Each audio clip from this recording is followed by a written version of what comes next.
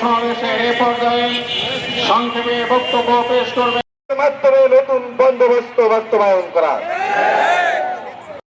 এখন সেই ভোট নিয়ে ছিনিমিনি খেলার মাধ্যমে তারা প্রমাণ করেছে তারা আর কিছু না হোক তারা জাতীয় মুনাফিক। যোদ্ধাদের জুলাই গাজীদের রক্তের সাথে বেইমানি করে তারা অংশ ছিল।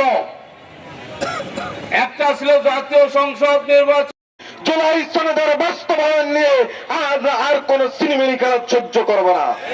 হাসিনাকে যেভাবে দিল্লি পাঠিয়েছে তোমাদেরকেও সেভাবে দিল্লি পাঠিয়ে দেবে।